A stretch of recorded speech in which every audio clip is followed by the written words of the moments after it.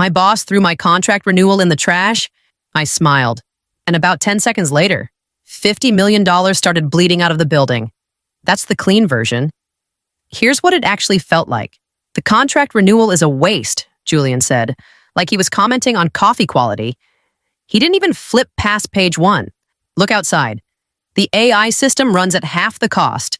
Then he tossed the folder into the trash beside his desk. Just like that. 14 years of my life hitting plastic with a soft thud. My name is Elowen Shaw. I design risk architecture for semiconductor systems in Chandler, Arizona. Or I did. Depends on how you measure relevance.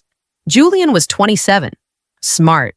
I'll give him that. MIT optimization models. All clean dashboards and neat numbers. He wasn't evil. Just certain. That's worse sometimes. He leaned back and tapped his tablet. Sync authority mapping effective immediately. He told IT over speaker. I glanced at the clock on the wall. 9:59. Honestly, I almost said something. Not to save my job, just to slow him down. But I didn't. That's on me. 10 o'clock. The overhead lights shifted from white to red. Not dramatic, just procedural. A low alarm tone started humming under the floor. You ever hear a building change mood? It's subtle, like a fridge about to quit. Julian frowned at his screen. Then it froze. Then it updated. High-risk authorization, missing designated responsible official, not found. He blinked. What the hell? His phone started vibrating. He answered. I swear I watched the confidence drain out of his face in real time. What do you mean 50 million, he said. There was a pause. He listened, nodded once. We're handling it. He wasn't. Production metrics dropped to 0 on the wall display. Clean, flat, dead. He turned to me finally. Did you do something? I laughed. Not loud, just tired. You didn't replace me. I said, you revoked the only signature the system recognizes. Down the hallway. Sirens picked up. Somewhere. I smelled hot dust from a server vent. That smell always means something's under load. Julian looked at the trash can, then at me. And that was the moment he realized this wasn't about cost savings. It was about authority. He picked up his phone again and said, call the CEO back. That's when chapter 2 really began. Julian ended the call and just stood there for a second. Like if he didn't move, the numbers wouldn't be real. Explain it, he told me. Not angry. Tight. It's not the AI, I said. It's authentication. He rubbed his forehead. In English. When HR terminated my designated responsible official role. The identity server revoked my digital certificate. The system can't execute high-risk commands without a validated signature. So validate someone else. It doesn't work like swapping a badge. That role is bound to governance approval. You removed the authority layer before replacing it. Across the hall. I could hear supervisors on radios. Short, clipped voices. Production load had dropped to 0. Clean cut. No chaos, just stopped. Julian turned back to his tablet. The CEO says exposure is $50 million. It's not one hit. I said, it's layered. He shot me a look. Layered how $18 million in scrapped wafer batches already mid-cycle. $12 million in contractual penalties for missing priority windows. $20 million in suspended supply agreements if we don't stabilize within hours. He stared at the numbers like they might rearrange into something smaller. Samir, our senior controls lead, stepped in quietly. We can attempt an escalation override? He offered. His voice was steady, but I could see his hands flexing. Julian seized it. Do it. I stepped forward. If you force high-risk operations without a valid authority signature, the system will treat it as a containment breach. It's a false positive. Julian pushed back. We modernized. It's adjusting. It's not adjusting. I said, it's protecting. Samir looked between us. If we don't try, production stays at 0. Julian met my eyes. We're not standing still over $50 million. And just like that, confidence overruled containment. Samir stayed at the main console. Escalation request submitted. He murmured, admin level approval required. Julian didn't hesitate. Approve it. I moved closer to the screen. You're bypassing cooling redundancy layer 3. It's just a containment loop, Julian replied. We don't need the full thermal stack to restart. That stack is there for a reason, I told him. Without thermal validation, you'll create load imbalance across the fab. He didn't snap back. He looked at the numbers instead. The dashboards are stable. They're stable because the system locked before the spike. I answered. You're about to force the spike. Samir swallowed. Override token received. Julian nodded. Execute. For a second. Nothing happened. Then I felt it. Not dramatic. Just a shift in the hum under my feet. Cooling towers recalibrating out of sequence. Load bars on the display climbed unevenly. Samir leaned in. We're redistributing thermal load. Too fast, I said. Julian shot me a glance. We can't sit at zero output. I'm not telling you to sit, I said. I'm telling you the system doesn't forget physics. He exhaled sharply. Run it. A faint vibration traveled through the floor panels. Subtle. Easy to miss if you're staring at charts. Line 4's reading higher oscillation. Samir muttered. Julian frowned. With intolerance, I tilted my head. There it was again. A thin metallic tremor under the white noise of machinery. That's not tolerance, I said quietly. That's strain. Julian kept watching the screen, and the vibration didn't stop. The vibration got sharper, not louder, just tighter. Like metal grinding its teeth. Samir stared at the graph. Oscillations up 2%, still within tolerance. I closed my eyes for half a second. The sound wasn't in the numbers, it was in the pitch. A thin, high whine buried under the cooling fans. Line 4 spindle? I said. It's going to seize. Julian didn't look at me. That's dramatic. 8 minutes. I told him. That got his attention. Be specific. 8 minutes. I repeated. If the load stays like this, he folded his arms. Samir, log that. Samir hesitated. Log. What exactly? Julian glanced at me. Her prediction. Timestamp it? Fine. He thought I'd be wrong. Honestly, part of me hoped I was. I don't enjoy watching equipment tear itself apart just to prove a point. The vibration crawled through the floor again. I could smell faint hot oil now. Not smoke. Just that metallic tang that means friction's winning. 5 minutes, Samir muttered. Checking the clock.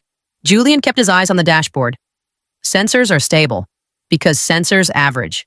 I shot back. Metal doesn't average. 3 minutes. Samir whispered. Julian finally looked uneasy.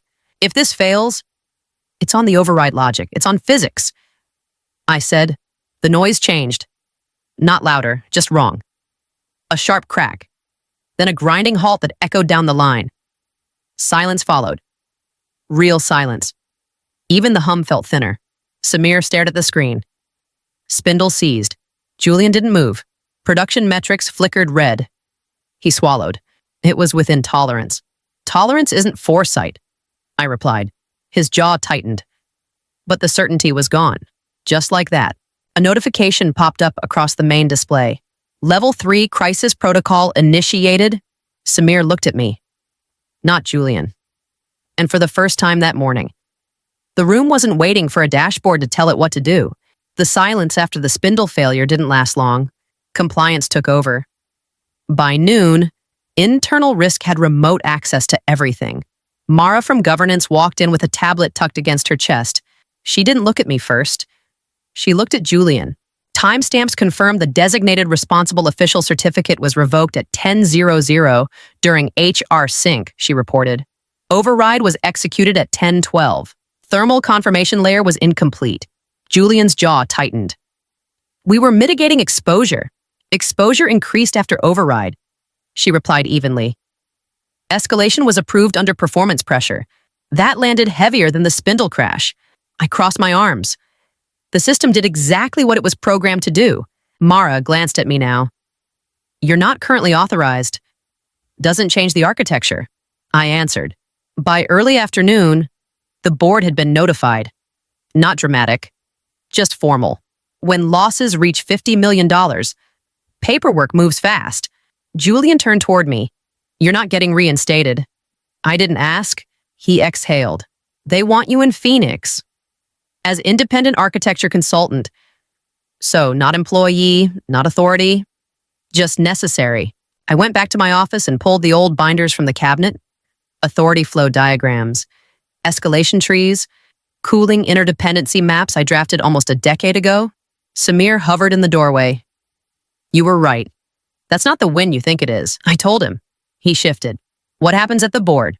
They'll decide whether this was a technology failure, I said, sliding the documents into my bag, or a governance one. He nodded slowly. On my way out, I walked past the server corridor. The air smelled faintly metallic, like overheated circuitry settling back down. This isn't about automation. I muttered to myself. It's about stewardship. And stewardship was about to be audited. Phoenix headquarters always feels colder than Chandler.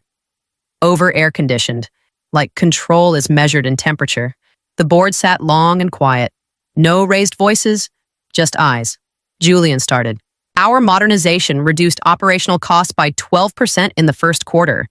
He explained, flipping through slides. The AI system optimized energy distribution and labor allocation. Numbers, clean, confident. One of the board members, Patricia Lane, nodded slowly. And yet we're discussing $50 million in exposure. Julian's jaw tightened. Containment escalated unnecessarily. That's when they turned to me.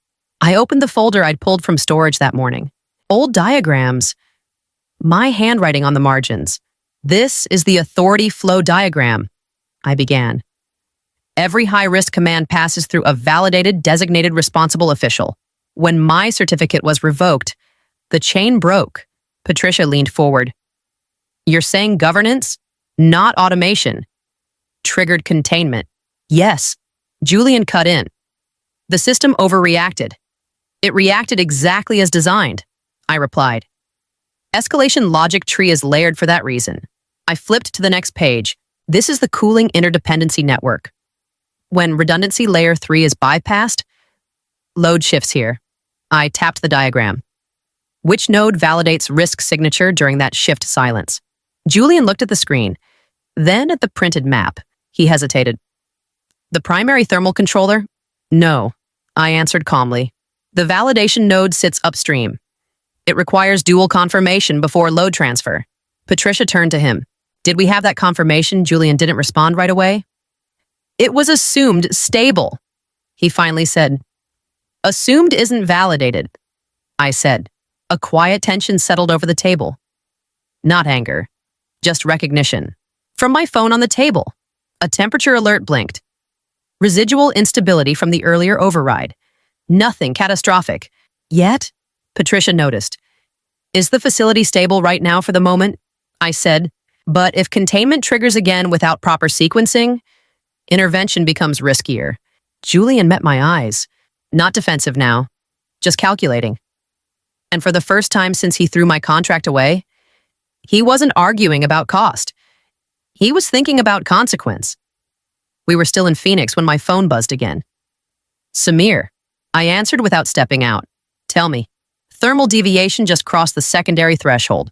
He said, voice tight. Cooling imbalance is compounding from the earlier bypass. Patricia looked at me. Translate. The system's reaching the point where containment logic intersects with authority mismatch. I said, if it crosses both, risk containment mode activates. Julian straightened. Can we stop it? Not without a validated authority chain, I replied. Samir cut in through speaker. We can force reboot before it triggers. Julian sees that. Do it. Wait, I said. Patricia's eyes narrowed. Explain.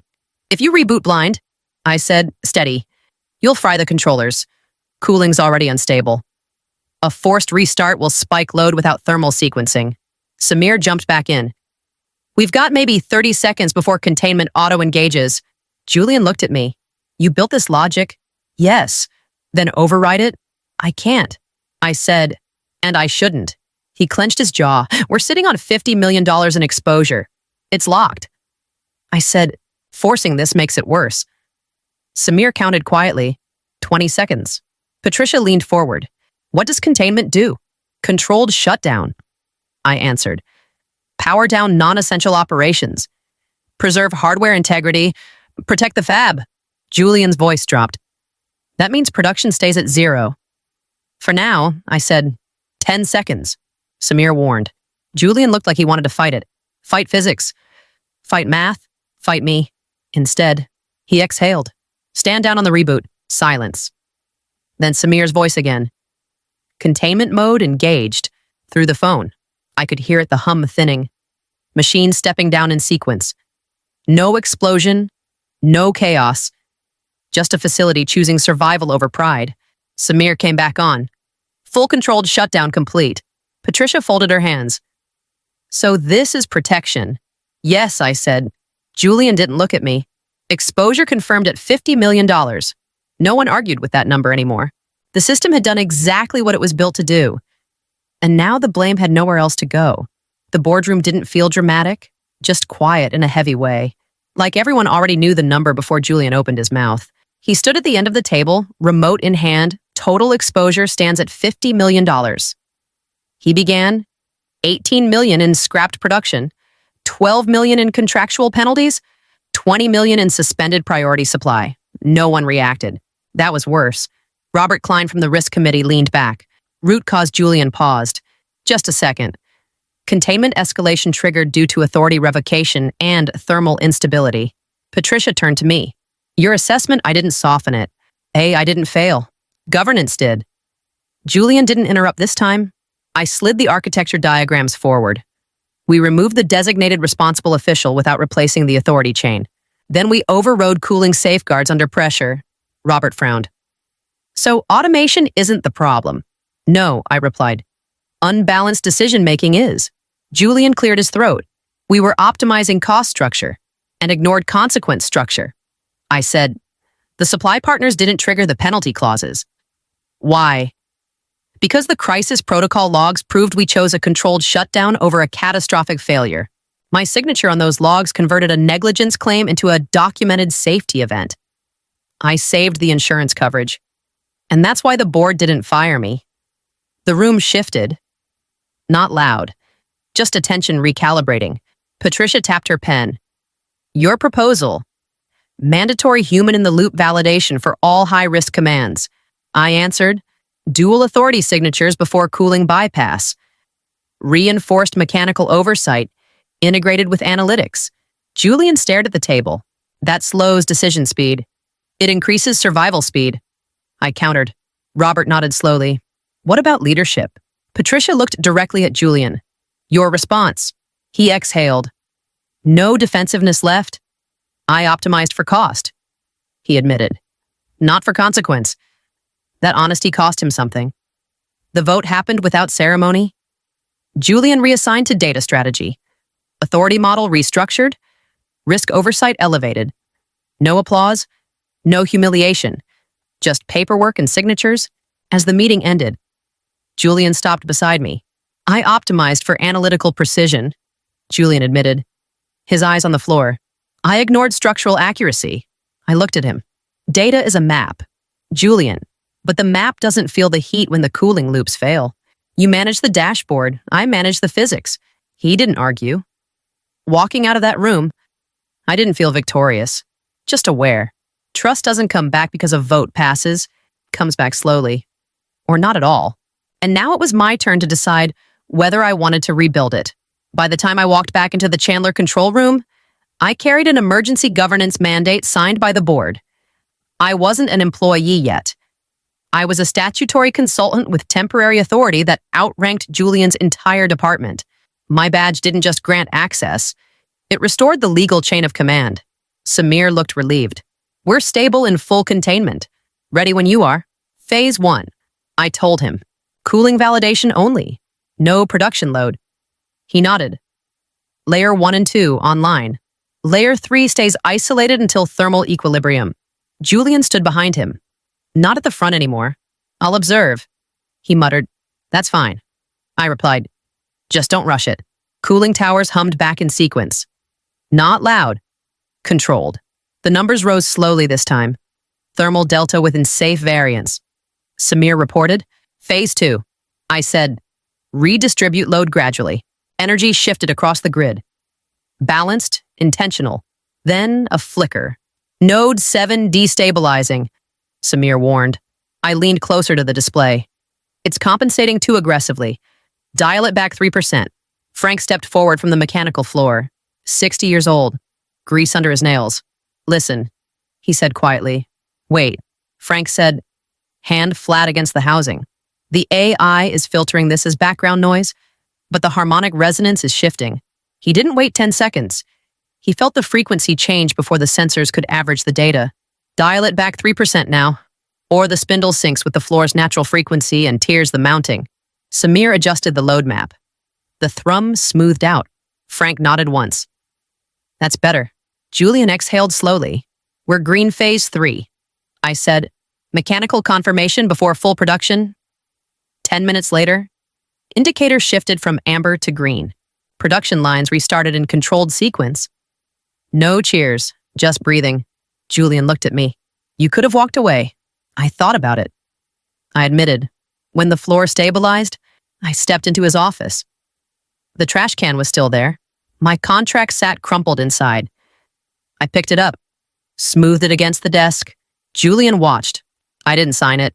Not yet. I didn't sign the contract in Julian's office. I brought it to Phoenix. Set it down in front of the board. This was never about my job. I told them. It was about who signs when things go wrong. Patricia folded her hands. We're implementing the reform package. Dual authority validation, mandatory human in the loop for all high-risk commands. Put it in writing, I said.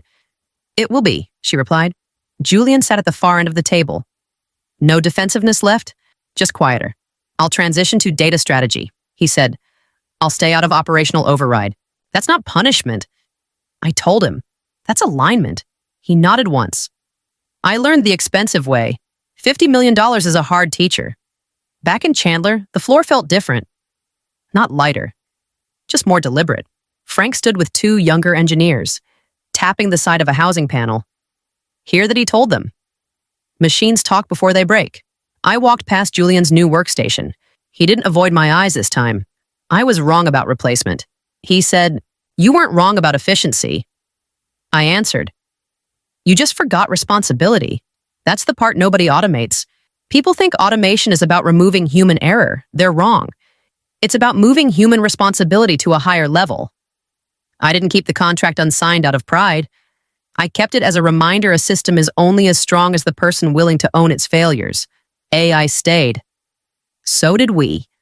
We didn't go backward. We adjusted, and I kept the contract unsigned for one more day. Not out of pride, just to make sure the system remembered who was accountable.